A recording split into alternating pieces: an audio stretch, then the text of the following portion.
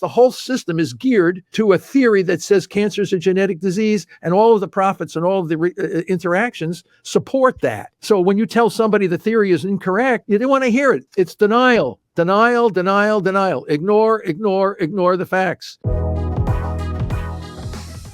One of my buddies calls me this week and he's like, "Hey, Jesse, who is coming on to your podcast this week?" And I was like, "I have a pretty acclaimed cancer researcher. And this is a buddy of mine that works in a hospital." And he's like, "Oh, really? That's awesome. What is his specialty?" And I was like, "Oh, his specialty is cancer, like as an umbrella term." And his philosophy, belief, which goes back to Otto Warburg in the 1920s, is that all cancers stem from the exact same issue, which is that the cell has kind of just gone rogue. And instead of actually able to utilize oxygen, it's having to go to one of these like 2.5 billion year old ancient survival mechanisms known as fermentation. And that's the cause of cancer. Basically, the cell can only run on glucose, which is what Warburg said. But then you also added that the fact is the cell can also run on glutamine. But the bottom line is all cancers kind of stem from the exact same cause, which is this one cell goes rogue due to this oxygen deprivation. And he's like, "Oh, really? I work at a hospital. Why haven't I heard of that?" And I think that right there is the issue. Why he has not heard of it? Well, there's a lot of reasons for why people are not hearing about cancer as a mitochondrial metabolic disorder. And that primarily stems from all of the textbooks on biology, cell biology, biochemistry, and genetics, which says cancer is a genetic disease. And from the National Cancer Institute on their website that says cancer is a genetic disease making up more than 100 different diseases, all having different kinds of mutations and things like this.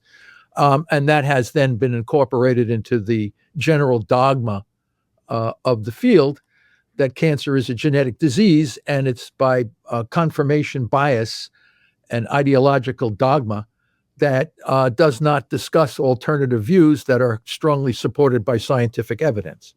So the answer to your friend is that it's just not discussed because it's not part of the current dogma. Is there a way you can simplify the glucose and glutamine dependency, and that how that truly that is the root of all cancers that form in the body?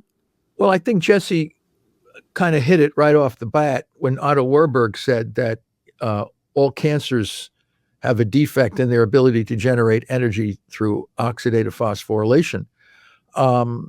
He was a dominant force in the field of biochemistry in the 20th century. And he did understand the origin of cancer as being a mitochondrial metabolic problem. The issue, of course, is he himself made some mistakes in being overly rigid in his quantifications of how cancer cells get energy,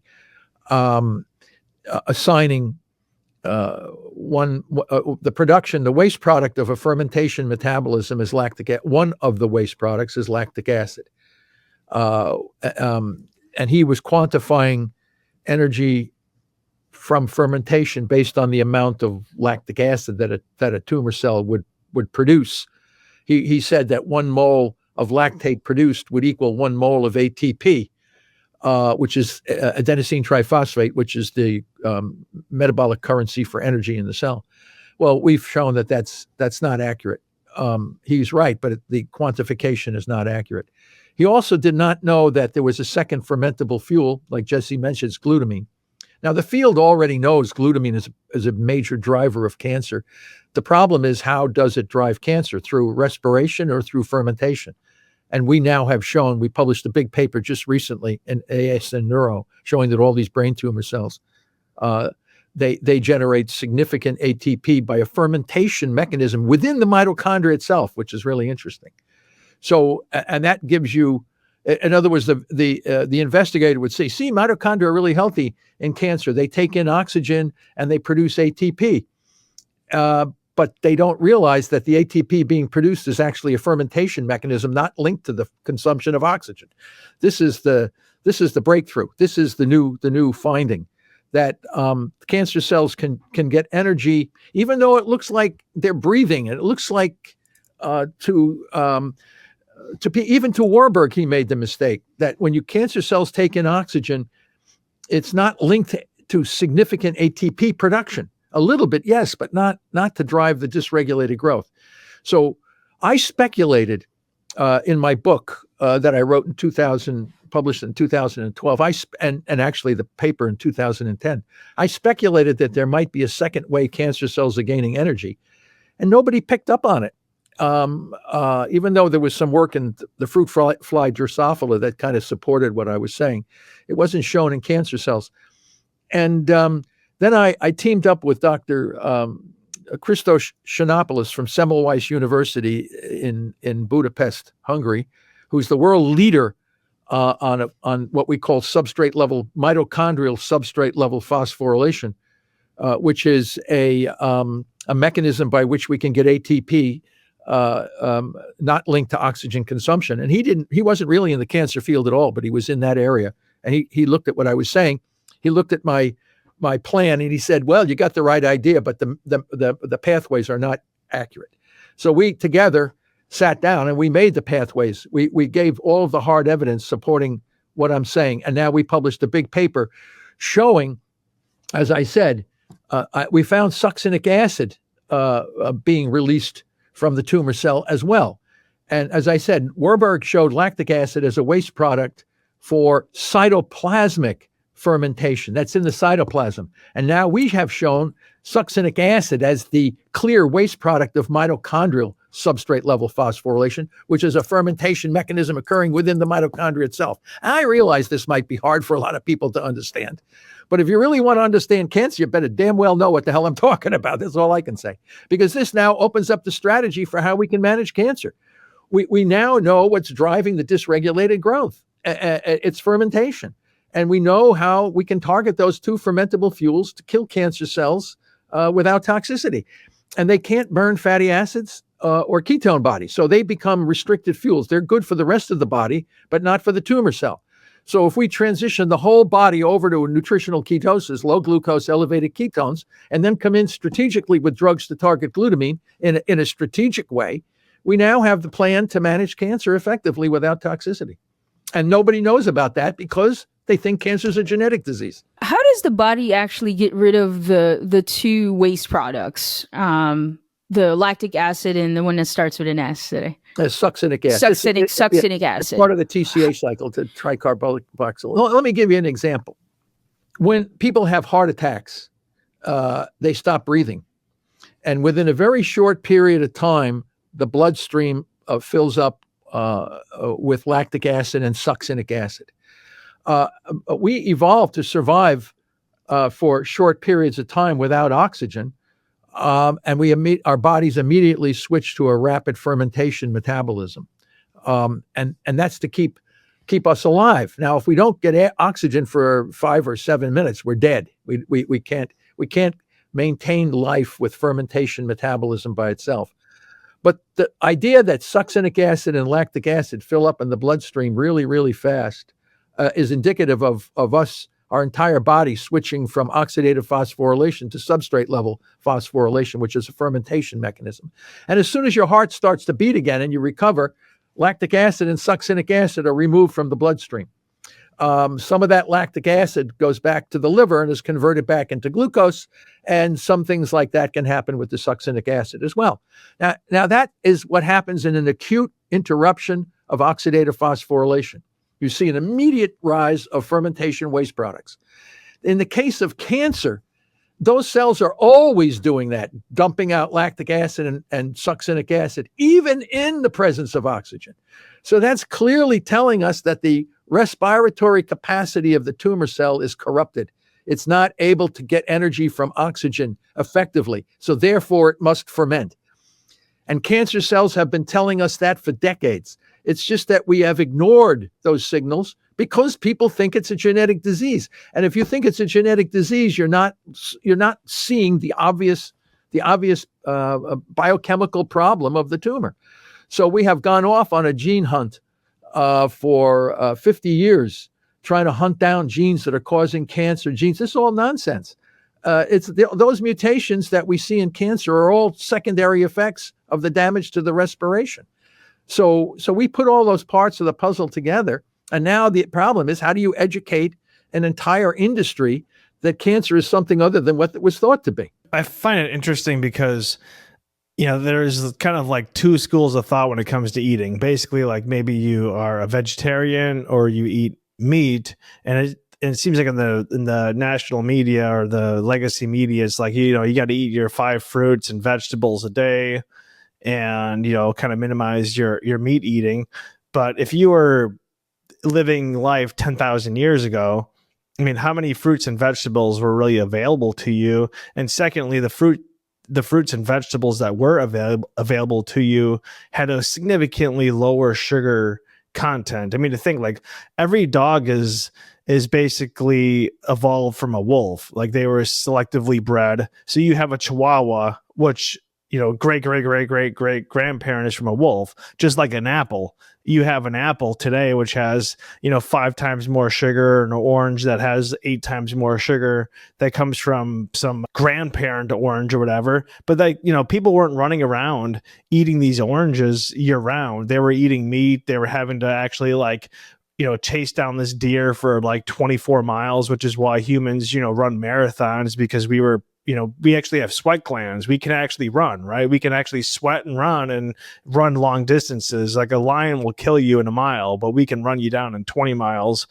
And so there's this kind of like misinformation that we're supposed to be eating these grains and all these kind of, agricultural foods that we never ate for 250,000 years. And it seems like almost every disease that we have is from too much sugar. Well, yeah, that's true. And that was our quest. How do we find sweet in our life? And you're right. Paleolithic man was always in a state of nutritional ketosis because of the level of exercise that individual had at that time, and the unavailability, the lack of availability of the foods that are abundant in sugar. So if you go back, and you're 100% correct, if you saw the original apple and oranges, these things were very tiny, and they were only sweet at a critical period of time when they were ripened, and that became really an opportunity to get something sweet. And honey, of course, people knew honey was always very sweet, and I was always thinking about who was the first member of our species to realize that if you put smoke around a beehive, that your probability of getting stung is reduced. I mean, that was innovative. That was absolutely an innovative way of collecting a very sweet, because usually you get the hell stung out of you. Try to go after a hive with the bees will get you. And you see these poor bears that stick their face into a raging, they're willing to tolerate stinging to their eyes and their tongue and everything just to get that sweetness. We're a little smarter than the bear. We figured out if you smoke them, you can get the sweet without getting it. So when I was at the University of Illinois for my PhD, one of the members of my committee was John Lawnon, who has since passed away, but he discovered a sugary 4 on chromosome 4, the sugary 2 locus, to make sweet corn. So we were able to selectively breed corn to be sweet. So we did the same thing with the oranges and the apples and all these kinds of things. And that because we like them. We evolved to like sweet, and our technology, our ingenuity has allowed us to have this stuff. And don't forget, civilization was built around the domestication of animals and the cultivation of grains. So clearly, we didn't have to chase the animal down for 20 miles when you could herd them into a corral and get plenty of high carbohydrate foods from the grains and things you ate.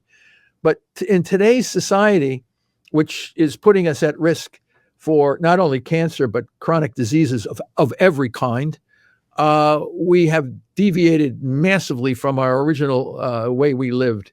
And I said, today, you and me, We're all the same as our ancestors 250,000 years ago with respect to our physiology and biology, but we just happen to be in a completely different environment that we find ourselves in. And as I say many times in these podcasts, our technology has evolved so much faster than our biology, and we have an obesity epidemic, which is indicative of our evolutionary past. Our ancestors were able to store food very, very efficiently because we had to go a long time without food. We were masters at storing energy. Now, today, we're in an environment where energy is everywhere. And our evolutionary past to store energy is now counterproductive, putting us at risk for obesity, diabetes, cardiovascular disease, cancer, dementia. You go run right down the list of all these chronic diseases are all linked to our evolutionary past. And when people say, well, I don't understand evolution, well, you understand the obesity epidemic, right? That's evolution in action. That is evolution in action, telling us that our descendants today who are obese are from the ancestors, our ancestors that were allowing us to live under extreme nutritional restrictions. And now it's come back at us, and it's putting us at risk for all kinds of diseases, including cancer, which is linked to systemic inflammation. Many people that are obese have this high levels of C-reactive protein. Not everybody, but many. And obesity is starting to replace smoking as a major risk factor for cancer. And cancer now is replacing, in some countries, it has already replaced heart disease as the number one killer of people. And it's all related to diet and lifestyle and exposure to chemicals in the environment. We're not doing today what our ancestors did. We're living in a very toxic environment. And we have an abundance of high carbohydrate foods. So you put all that together in a big pot, and you end up with all these chronic diseases, cancer being one of the big dogs in this whole area. So I know our bodies have evolved. Can we go back to our body's ability to store energy without consuming as much? Well, if you want the way they did it. Yeah. Okay. Well, that's called Paleolithic diet and lifestyle. Okay. You're exercising all day long, not all day long, but significantly more than we're doing today. Who's going to do this? I mean, we have an industrialized society here. I mean, you got New York City, Chicago. I don't know where you guys are living out like in the country. You live in Boston and Chicago and New York City and Los Angeles. You're sitting in traffic. You're under constant stress. You don't have time to live in a Paleolithic life. What are you going to go out, run down in the forest and kill some deer for dinner tonight? I mean, give me a break. I mean, we have to learn. So that's why we built the glucose ketone index calculator, which is a tool that measures the ratio of glucose to ketone bodies in your blood. And we know our Paleolithic ancestors were always in ketosis. So we can do that. What does that mean? Mostly exercise and water only fasting or small amounts of very low carbohydrate foods. So you can get into those zones, yes. But I tell you right now, most of the members of our society ain't going to do that. They don't even know what to do or how to do it. I was kind of reading that. I think the last 40 years, people will say the cancer rate has gone down. And then when you factor in with this whole smoking campaign where people have gotten rid of smokers, that the people that are there's less cancers now. Well, if you actually correct for the less smokers now, cancer actually hasn't gone down at all. And then the people that used to smoke and they don't smoke anymore, well, they just have diabetes, right? You just, instead of dying of lung cancer, you now die of diabetes. You're just switching the actual cause of death. You're not actually helping anyone. And then in 2024, the National Cancer Institute allocated $7.22 billion for cancer research. And this doesn't include all the nonprofits, etc. This is just from the National Cancer Institute. How is it that essentially the cancer rate hasn't even gone down with billions of dollars? People are smoking less. And we've had just, I think isn't it in 2005, we actually had more deaths from cancer than even heart disease. So we've had years where we've had more cancer deaths than heart disease. Why isn't cancer gone down with, all this quote unquote science and all this funding? Well, because the theory under which cancer is viewed is incorrect. As long as the cancer is considered a genetic disease, you're not going to make any progress. I mean, we have 1,700 people a day dying from cancer in the United States, and that comes from the same article that you just referenced there, from the American Cancer Society.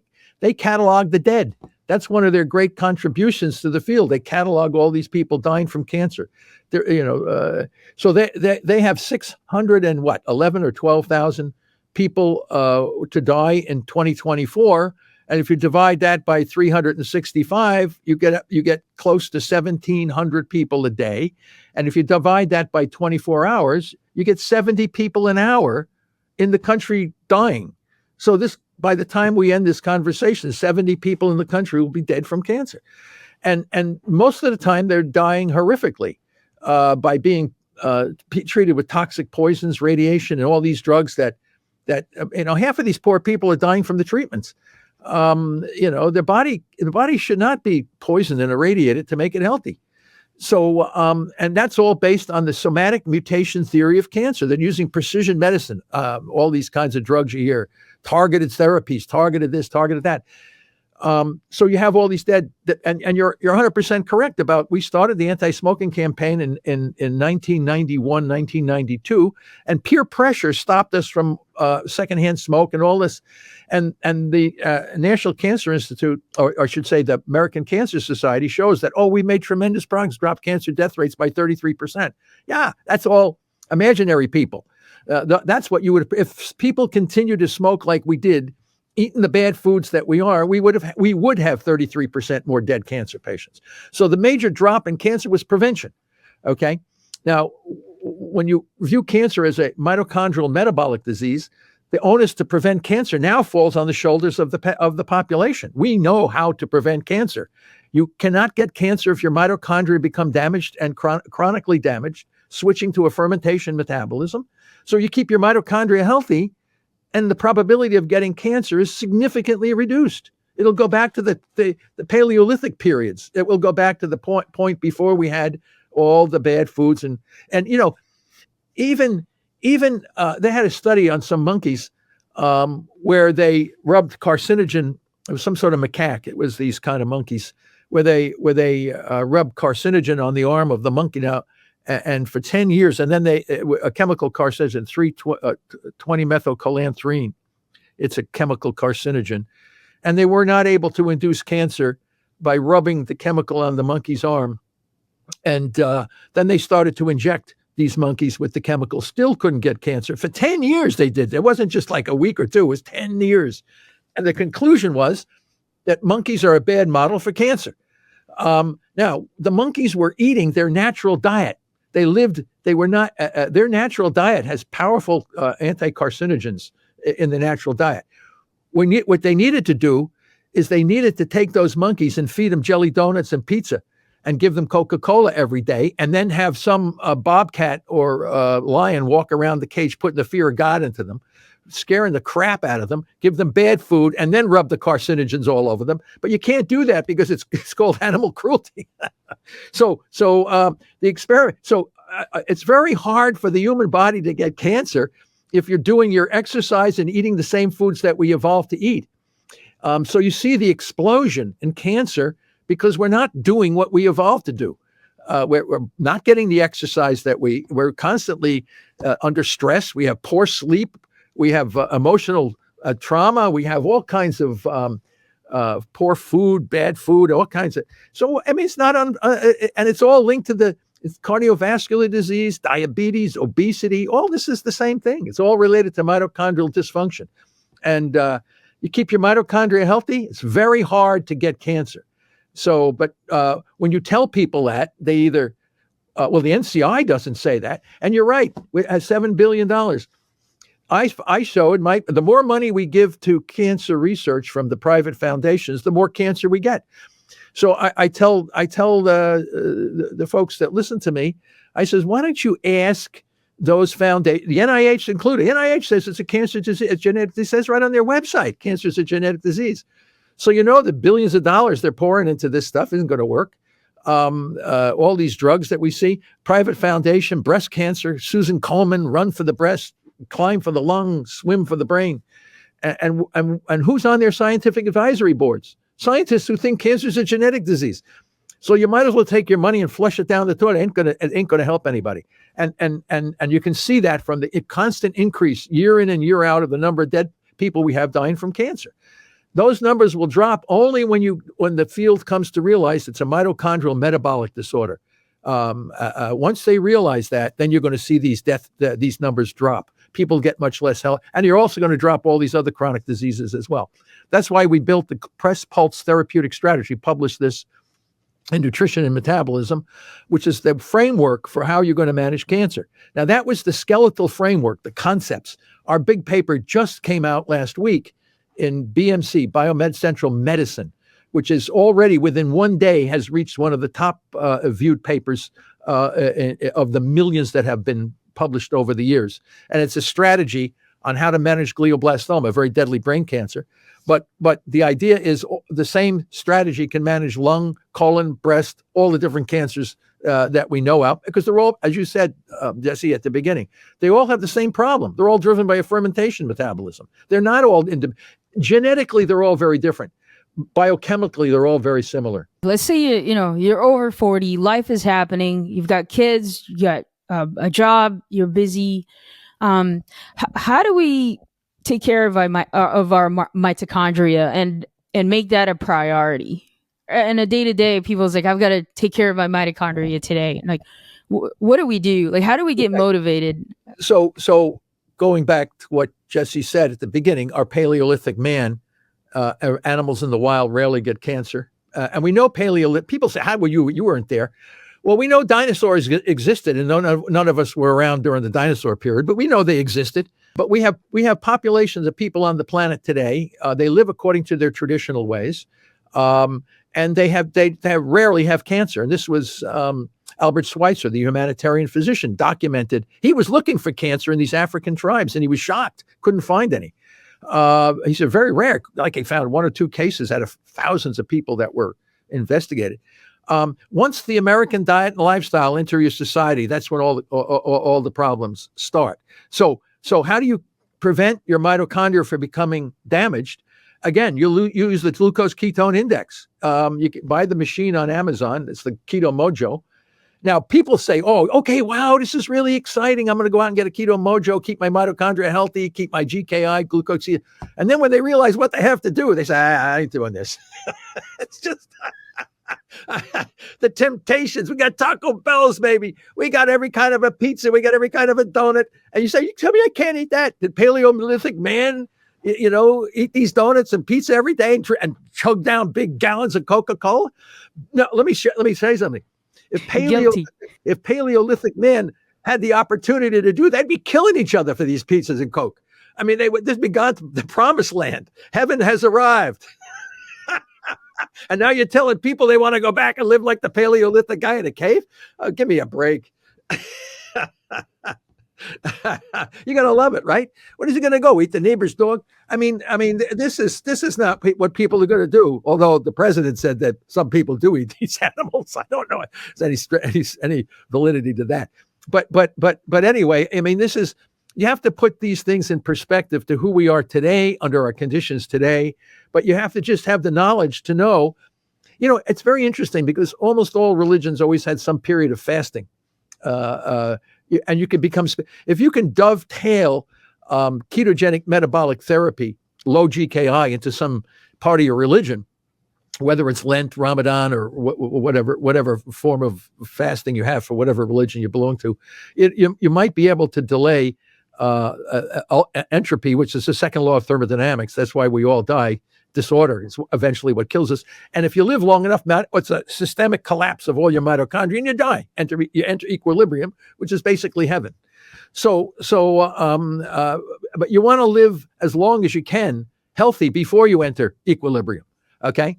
And that's when you keep your mitochondria healthy. But as you said, all these chronic diseases are all caused metabolic inhomeostasis. And that puts pressure on our entire physiology and biochemistry. But yes, we can do that. The problem is who wants to do that?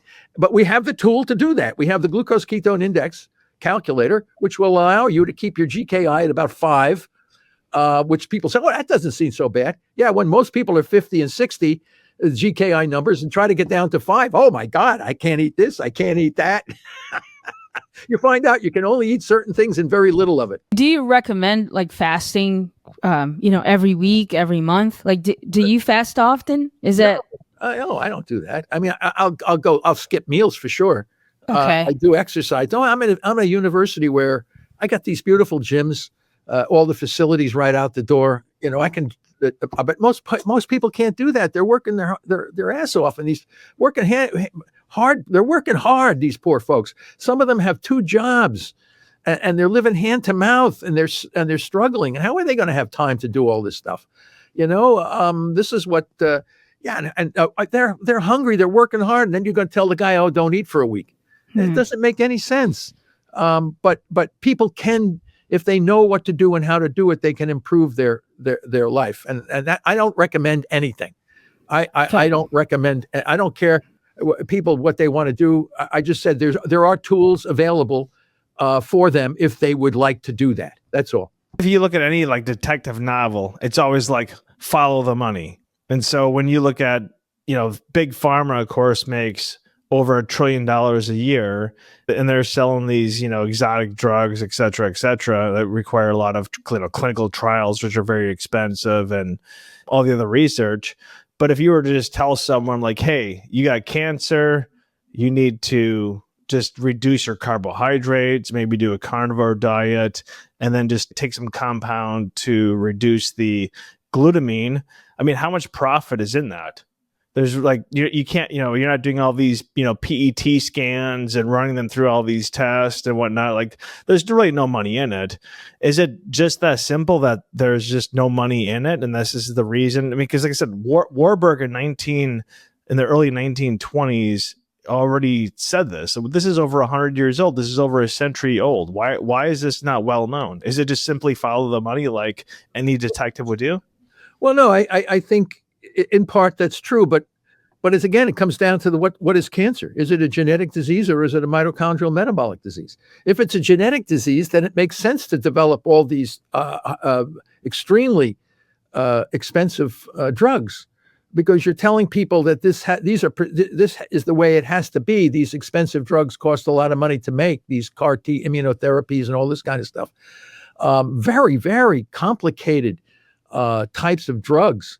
A lot of them are Rube Goldbergs. I call it that, to make these CAR T immunotherapies. Man, you can take the cells out of somebody's body, engineer them, put them back in, and have all this. I mean, this is unbelievable. But the tumor cell can't live without glucose and glutamine. So why what you said? Well, follow the money. The money is there only because the theory under which the cancer is viewed is incorrect. So you have to make these incredibly expensive drugs to manage it. So if people are happy with all these expensive drugs, and not only that, now we have this problem called financial toxicity. One of my students, we have a paper published here at Boston College, where he was an economics major and he wanted to get involved, and he did a big paper on financial toxicity. It was unbelievable. These expensive drugs are leading to financial collapse in families, which is, we have enough physical toxicity associated with taking the drugs. Your hair falls out, your gums bleed, your microbiome is blown to hell.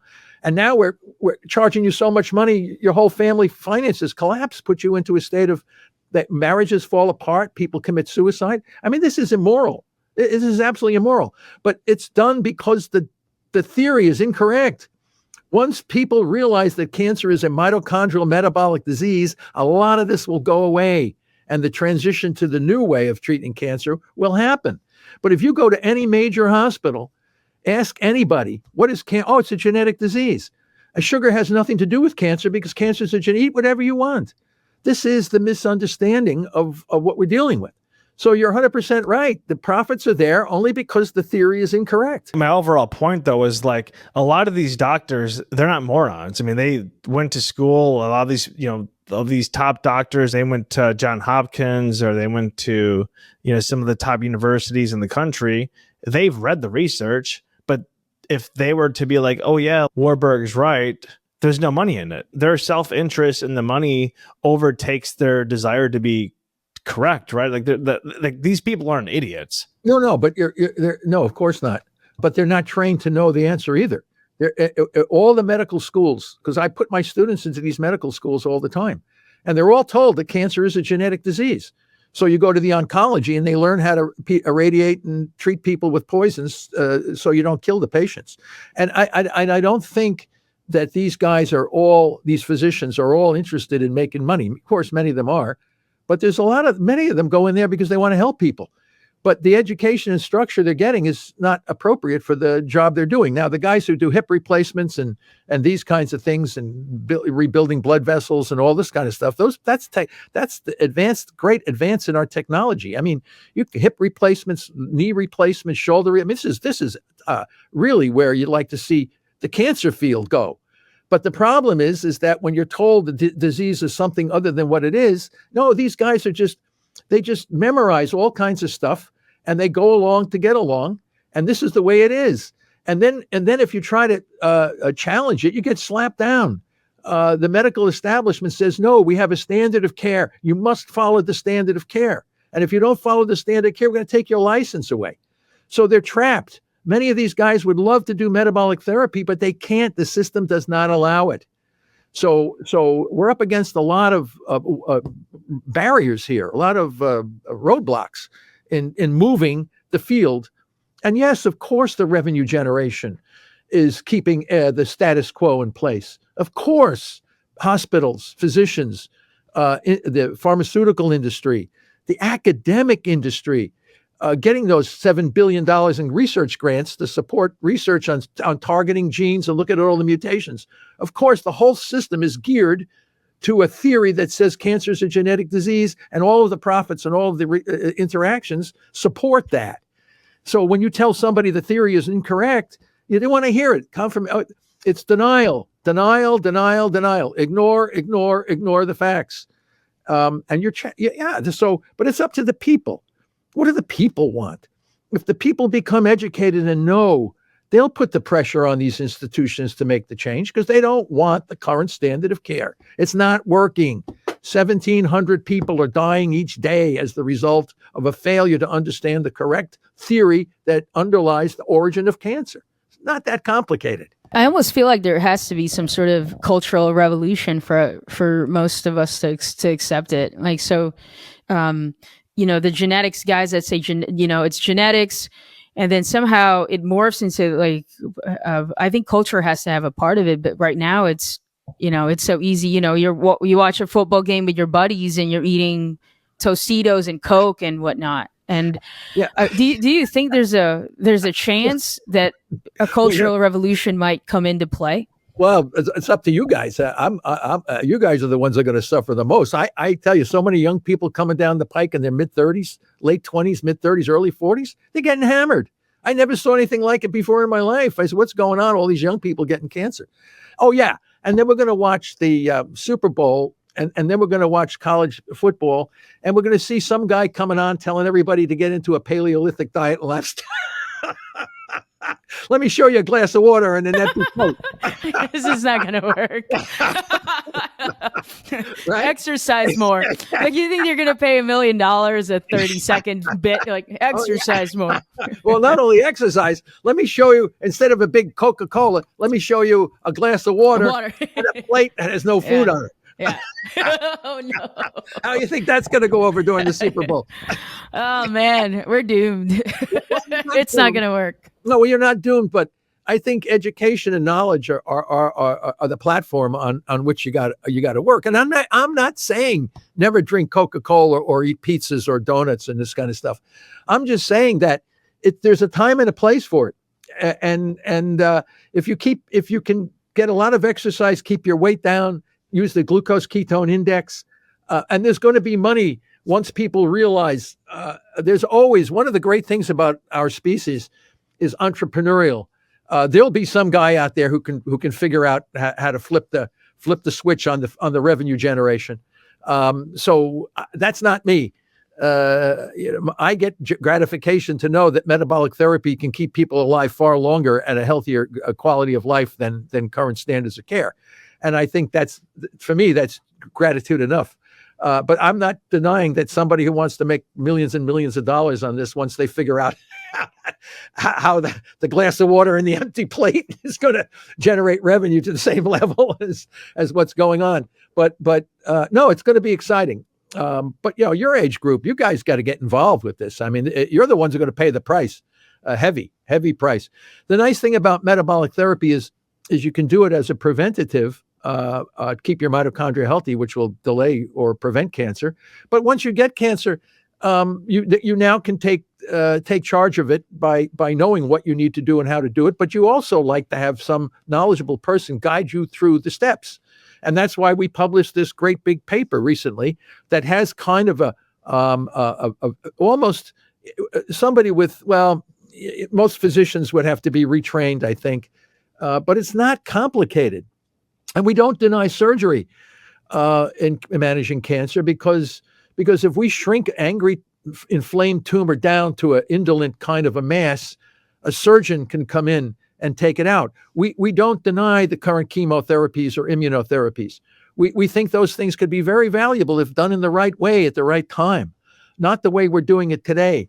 So if we shrink down a tumor to a small section, and we still do non-invasive evaluations. We do PET scans, we do MRI, CAT scan, we do all that. We don't recommend biopsies because that could spread cancer around the body. But a lot of non-invasive technologies can still be used to say, oh, your tumor is stabilized. Oh, your tumor is shrinking. Now you and the surgeon and the oncologist team can make a decision. Should we come in and just debulk this thing, get rid of it? Because it's not going to, now we have it in a very defensed state, a very indolent state. Maybe it's much easier to get out. So the strategies for moving, we're not getting rid of everything. We're just using them in the right way, the way they should be used based on our knowledge of how we can shrink these tumors down and then go after them in a variety of different ways. Oh, everything non-toxic. Everything has to be non-toxic. Nobody should lose hair. Why you go bald? Cancer cells don't exist in your hair follicles. That tells me you're off target on that. Many of these toxic drugs are off target. They cause your microbiome, your liver, your kidneys, all these things to get damaged. You don't have to do that. When we do metabolic therapy, the rest of the body gets super healthy, making the tumor cells weak. And then you can come after them with low-dose chemo, small amounts of radiation, even immunotherapies in smaller doses. We worked all this out. We know exactly pretty much how to manage cancer without toxicity. The problem is everybody thinks it's a genetic disease. Therefore, you don't make any movement. One time I tried a keto diet and my hair fell out. And you did it wrong. I did it absolutely wrong because I was a vegetarian at the time. So I didn't eat meat at all. Yeah, well. And that turned me off of it. I did all this sort of just like, internet research of like, oh man, I've got to live this way. But at the time I bought into the vegetarian lifestyle because it was supposed to be good for the environment. So I kind of was a little brainwashed. I admit it. You came to know. I came to know. And, but that's what got me started to eat meat. And so my hair was falling out and, I started eating meat immediately.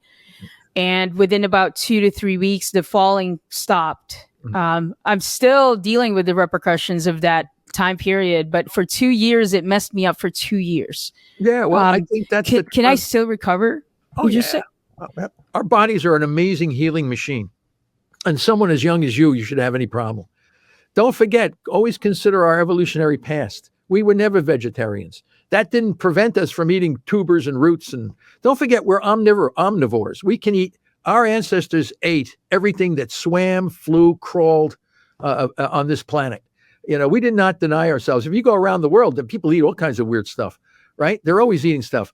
But it's hard to maintain macro and micro nutrient balance on plants alone. I'm not saying like you can broccoli and asparagus. Some of these things are great for you, but to not eat meat is not how we evolved. We were meaty. We caused many animals to go extinct because we ate them. There's a nice paper just came out of Israel about 4 or 5 months ago, where the cave dwellers, some of our early ancestors came out of Africa and settled in the Middle East. And they looked at these bones of animals that we ate as a species, and they found out that the bones came from herd animals that were generally the strongest and healthiest of the group, the herd. We were not eating as much young or old animals. We were eating the top guys, the strongest members of the herd, because they had the most nutrients in their marrow. They had the most nutrients in their liver. So we would find ways to kill the strongest of the herds. Now that made the herd susceptible to predators, because if the herd consists of the elderly and the young, then predators would have a better opportunity of killing off the old and the young, and they would go extinct. So our ancestors were responsible for the extinction of a number of large animal species because we ate them for our own good.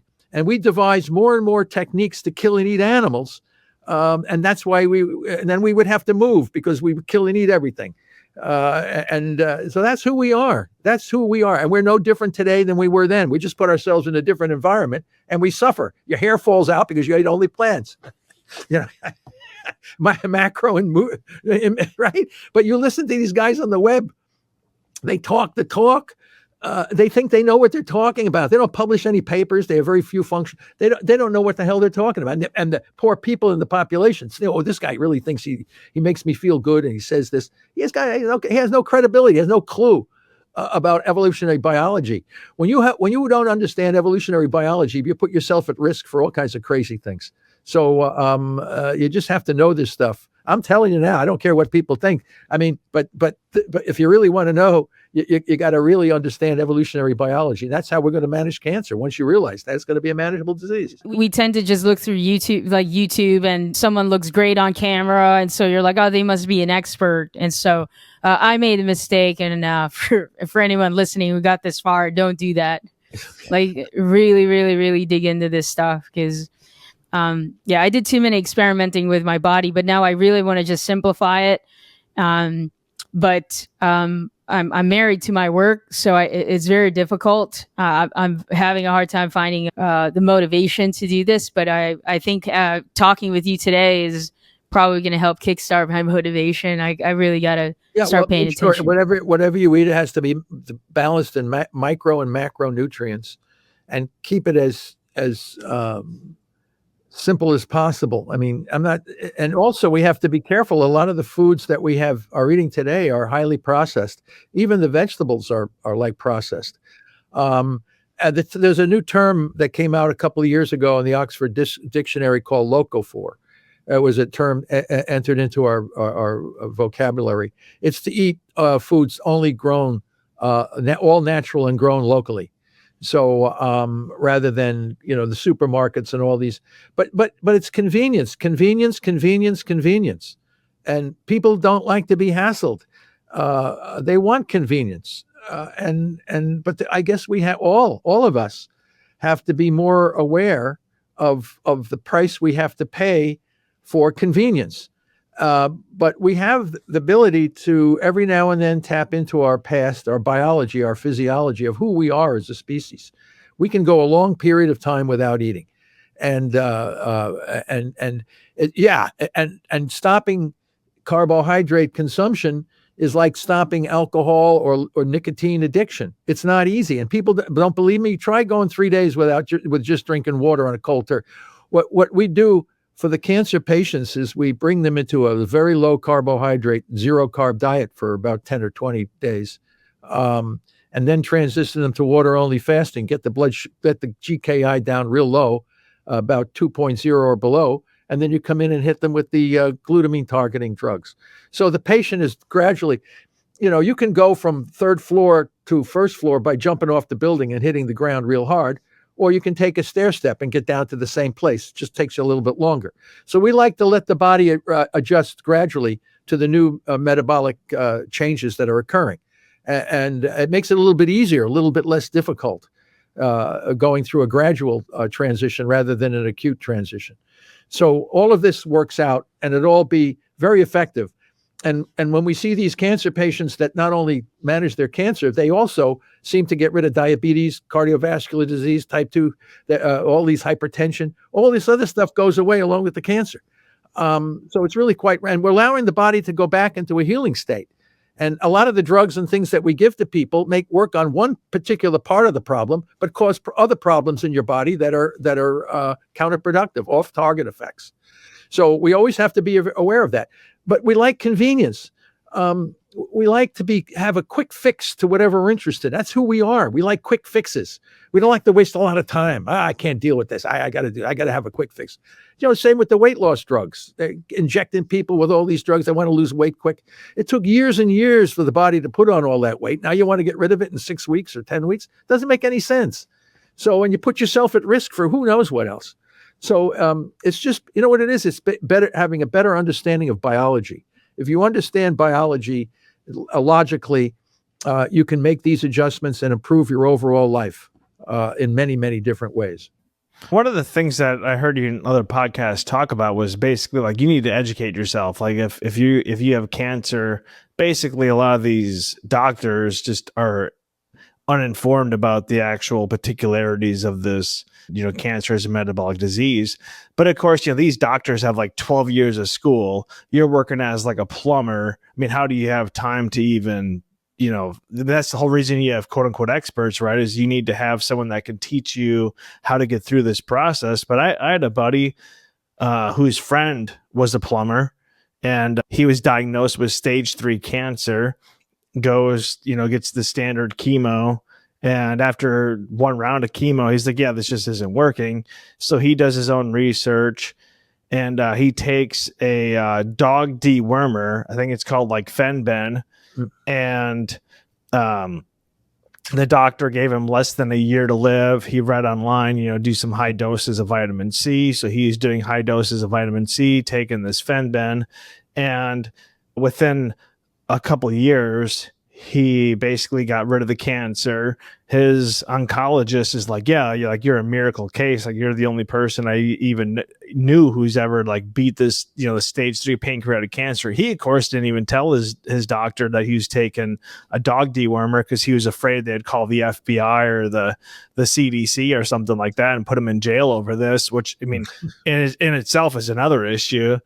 But like, why is this dog dewormer and high doses of vitamin C, or maybe the vitamin C didn't have anything to do with it, but why is this? Why, first off, why is a plumber curing himself from reading some online forums instead of the doctor who's got 12 years of education and years of experience? Well, maybe he read our paper showing that these dog dewormers target the same metabolic pathways. That's one of the amazing. We have a paper that's under review right now. The fenbendazole, Fenben as you call it, and M-bendazole. These are parasite medications, and I was surprised. I said, "What's going on?" So we did the research here in our lab, and we found out that these target glucose and glutamine simultaneously. They target the 2 fermentable fuels, and it turns out that parasites use fermentation just like a tumor cell. So there you go. So that's the science. That's what you saw. You get down into the science. You do the experiments, and you ask, what the hell is the dog dewormer doing to the cancer cell? It's targeting the same pathways. The parasite has the same metabolic thing. It starts to ferment. When it gets into the tissues, it's using the same fermentation pathway as the damn tumor cell. So, wow, I take a dog dewormer and all my cancer cells go away. Yeah, right? That's what you're supposed. That's why, because the people don't read the scientific literature, don't understand it. I'm in a beautiful situation where I can test all this stuff, and I can tell you the molecular mechanism by which the dog dewormer is killing the tumor cells. And people have been telling us for years in the parasite field, oh, these parasites use mitochondrial substrate level phosphorylation. That's the same pathway that the tumor cell is using, for crying out loud. So does it work? Put the dog dewormer, and then you put the patient into nutritional ketosis, and then give the parasite medication. This is what we're doing, and all these drugs, these cocktails of drugs that target glucose and glutamine in low doses, together with your body being in a state of nutritional ketosis. These damn tumor cells up and die. They can't handle this. So and you get healthier the whole time you're doing all this, because these things are mostly non-toxic. You don't overdose. You just use the correct dosage. Dosage, timing, and scheduling is the tip of the spear right now, and that's what we're working on. This is non-sexy science. This is not what gets the NIH all excited. Wow, this is really, This is just, doses, timing, and scheduling of things should work if you put them together in the right combination. That's it.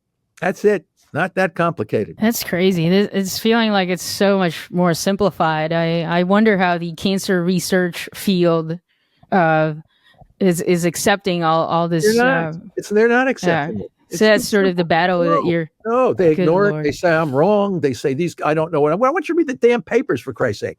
I publish all this. It's all published open access. Anybody can challenge and do the experiments themselves. See if I'm wrong. I offer my students $100. Find me a tumor cell that can survive without glucose and glutamine. They've found it. So we know, and they just can't live without those two fermentable fuels, and they can't transition to ketone bodies. So we know the strategy to kill them. And when you apply it on a mouse, a dog, that's another thing. These dogs can do really well. That's the number one killer of domestic dogs is cancer. They represent a great experimental system to manage cancer because they're eating the same crap food that we're eating. They're not eating what wolves eat. They don't have any exercise. They sit around on your couch waiting for you to come in and give them some sort of a synthetic piece of food or whatever they're eating, high carbohydrates. I mean, what do dogs? They evolved to eat rats and mice and chickens and stuff. They're not eating kibbles and bits and all this crap that you feed these dogs. How does stress play a part with the health of the mitochondria? Yeah, no, emotional stress really does a job on you. It raises glucocorticoids. It raises all kinds of a stress response, like you're under threat, and that raises blood sugar and puts you in it's okay to have that occasionally, but to have a chronic stress on the body damages mitochondrial respiration, causes inflammation, causes a lot of different things like this. So again, we're doing the same thing. We're over and over again. It comes down to mitochondrial damage out of metabolic homeostasis. So all of this is basically under the same umbrella. That's a tough one because, I feel like stress is such a big factor. That's a tough one to shake off. It's stress. People are freaked out today. They go on social media and they go on YouTube and they go on their Facebook and wherever else somebody says that they get all freaked out. They're locked into these things all the time. The electromotive, the radiation comes off the things. It's just the whole society is in a state of poor nutrition and stress and lack of exercise. I mean, and sleep. There's no mystery here. That's crazy. Professor, I think the average person that would be watching this would want to know, like, hey, basically how either A, can I prevent myself from being in a position where I'm going to have cancer? Or secondly, if I do have cancer, how do I as I said, we publish all these papers. I mean, we tell the oncologists what to do and how to do it. We tell the people what to do and how to do it. All you have to do is look my name up and see the publications that I have. They're open access. Anybody who has a computer can just go and say, Seyfried, what is he publishing? Okay, look at all the papers. Then read the paper. And then he said, well, this is too complicated. I don't understand. Well, find somebody that does understand it. And I always say we have a tremendous lack of scientific literacy in this country. Most of the country is scientifically illiterate. So who's to blame? Most of our society is run on science and technology, and almost nobody knows anything about science and technology. So people better get their act together and start becoming scientifically literate. If they want to stay healthy and they want to be aware of things. Are you turning your precious soul and existence over to a profession that also lacks knowledge? So you put yourself at risk by not knowing things. And this is just the situation it is. Just let us know where we can find you, get a hold of your research, that kind of information. Then secondly, just leave us with a final thought. Don't forget, young people, all of my research is supported by philanthropy. We get private foundations and philanthropy. You'd be surprised how many people want to be part of this whole transformation. Because we are the ones that are making the transformation, because we go directly from preclinical studies directly to the clinic. So my organizations of associates are MDs and PhDs, all working together for the same goal, which is managing cancer as a mitochondrial metabolic disease. So Travis Christofferson's Foundation of Cancer Metabolic Therapies, when people email me, I send them these links. I've written only one book not these summaries that you see. People put my name on these summaries saying I wrote. I did not write that. I wrote only one book, Cancer is a Metabolic Disease, on the origin, management, and prevention of cancer. John Wiley. People say, well, how come you made it so expensive? I did not make it expensive. John Wiley made it expensive. I had no choice about that. So, but anyway, that book is selling quite a bit right now because people are realizing it's a metabolic disease. But yeah, so and as you know, for what people can do is the Keto Mojo or any meter that can monitor their blood sugar and ketones is a way to get on board with knowing their own health and how they can do this. And they can experiment with themselves. Like, what can you eat? Can you eat this vegetable, that vegetable, this piece of meat, that piece of meat? You can each person will be their own experiment. So one shoe does not fit all. So there's a lot of things people can do. And, I built a GKI for cancer patients, especially glioblastoma patients. But now I realize a lot of young people are out there. They all want to get into a low GKI for prevention and having nothing to do with cancer management. So it's going to be an exciting time as free Libre glucose meters come along attached to your cell phone. You're getting real-time levels. It's going to be really interesting as we move forward with all this. And the ultimate goal is to prevent chronic disease, especially cancer. So it's going to be, you guys are going to be the ones that are going to be finally knowing the best way to implement all this. We just started the ball rolling here, but I'm telling you, there's going to be a very exciting future in healthcare and managing and improving your overall health once you know what to do and how to do it. So, and that's the future. So yeah, the future for me is bright. Right now, it seems to be pretty bleak, but only because the theory under which we're looking at things is incorrect. But once the people realize the correct theory, the field will take off on its own momentum. So I know we have 1,700 people a day dying and 70 an hour, and people feel bad about this and the tragedy and the pain and the suffering. But I think a lot of that will gradually dissipate as more and more people become educated. And that's the people as well as the healthcare providers, the oncologists.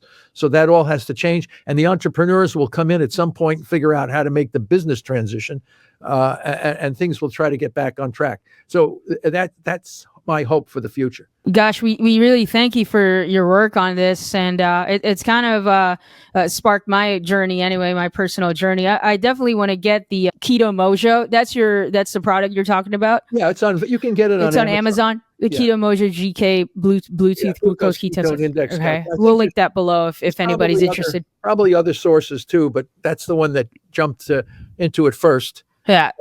So people can get that if they want. You can monitor it. They're giving my book and the Keto Mojo as Christmas gifts now to everybody. Hey, that's great. Imagine that. My dear friends, that is it for this episode of El Podcast. Once again, if you're not yet subscribed, please subscribe on YouTube as well as Rumble. You can also find us on Spotify and Apple Podcasts or wherever you get your podcasts from. We thank you all from the bottom of our hearts for watching and listening, and we will see you on the next episode.